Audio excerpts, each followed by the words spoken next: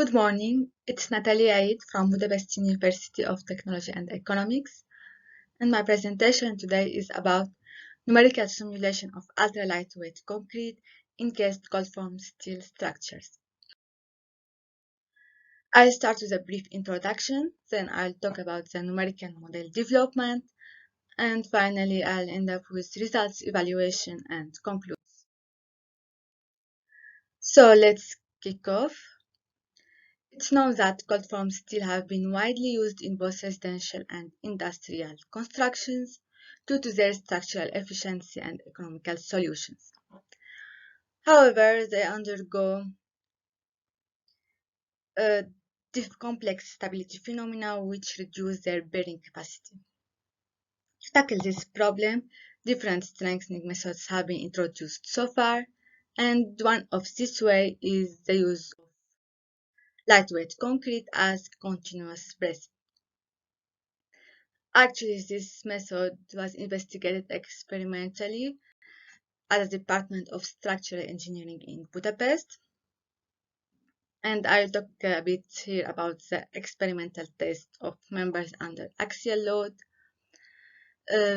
because depending on these results, the model in this research was validated. So here you can see the loading frame.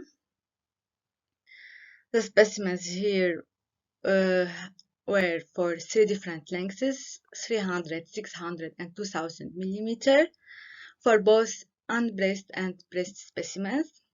The failure mode of unbraced specimens was local and distortional mode, whereas for the 2000 millimeter, the dominant failure mode was flexural torsional. For braced specimens, the only failure mode was local buckling at the very end of the stiffening zone, without any visible damage to the concrete blocks. The type of concrete which was used here is polystyrene aggregate concrete. It has foam-like behavior with great deformation capacity and low modulus of elasticity. However, it could be used efficiently as insulation and filling material due to their lightweight and low thermal conductivity. Also, in other research works, the same method was used, but with different filling materials. Here, for example, high-strength lightweight formed concrete was used. And here, a specific type of lightweight gypsum also was used.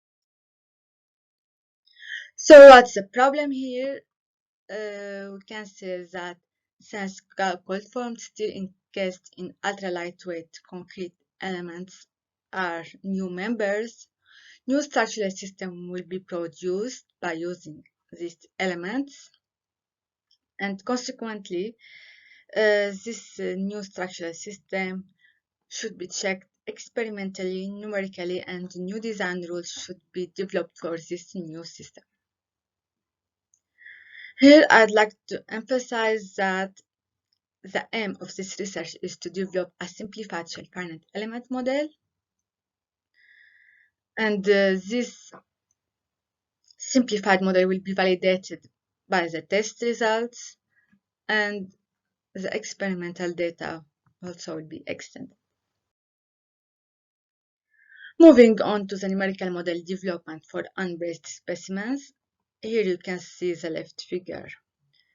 For the column, it's a shell model with, here also the boundary conditions are illustrated. The software which was used here is ANSYS, and the material model is bilinear, and analysis type is GMNI. The buckling modes were local for the 300 and 600 millimeter columns and global for the 2000 millimeter column.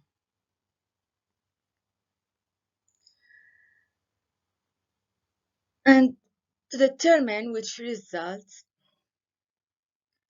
are close to the test results, a sensitivity study was performed by using different mesh size and different imperfection amplitudes. Here you can see the axial load displacement curves for both tests and numerical results. Here, of course, not all the numerical results are illustrated in the graphs, only a few cases, including the best response, which was illustrated by the green curve for the 300 millimeter column and by the brown curve for the 600 millimeter columns and by the dark blue curve for the 2000 millimeter columns.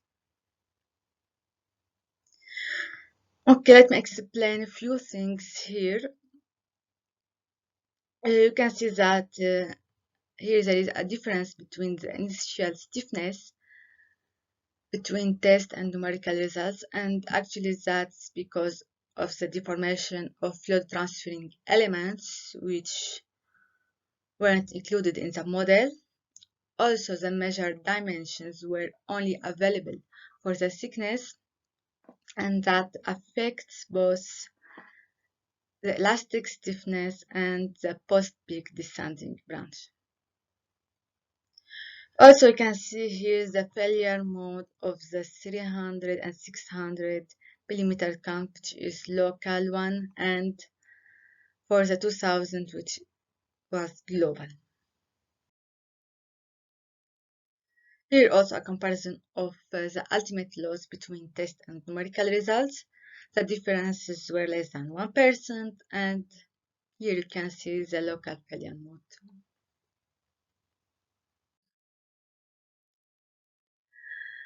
As far as the model of breast specimens is concerned, you can see here the global model, which consists of shell and solid elements. In fact, here there were many difficulties in terms of modeling the solid concrete block and interface elements. Also, this model was numerically unstable and it took too much time and effort. So to avoid these problems, we wanted to find out a handy model which could be useful for engineering practices, accurate and efficient at the same time. So what we did, we substituted the supporting effects of PSC by springs, and for this purpose, combined 40 element was used here. However, to determine the spring properties accurately, a parametric study was performed by using a wide range of spring stiffness. And that in order to predict the bracing effect of concrete and to determine the optimum range of bracing. Also here, this formula was used in the calculation. E here is the Young's modulus of concrete. A is the area supported by each spring, and L is the average of thickness of concrete on both sides of plate.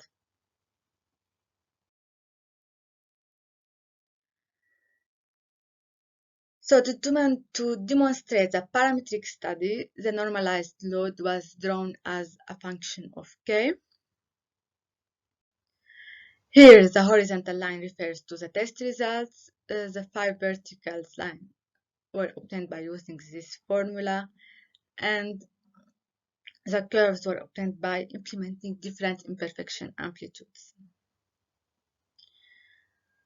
So here again, to determine the best response, we were looking for the intersection zone where the curve was as close as possible to the horizontal line.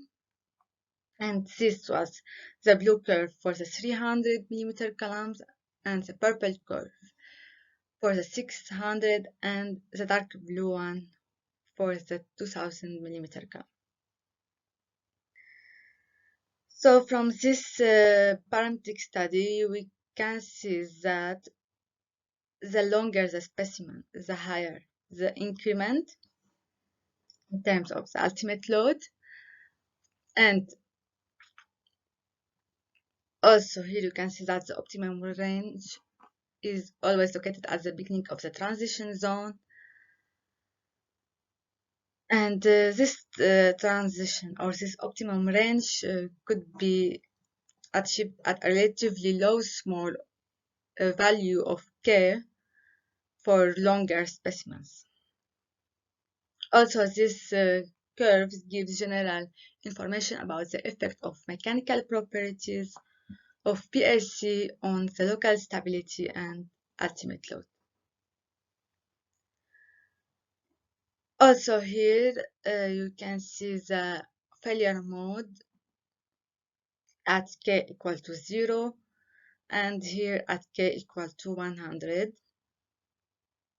Here for the 300 millimeter columns and here for the 600 millimeter columns, and in this slide for the 2000 millimeter columns.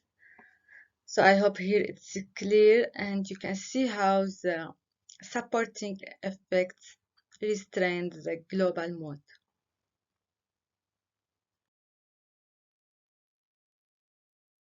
Also here a comparison for the ultimate load between test and numerical results and the local failure mode.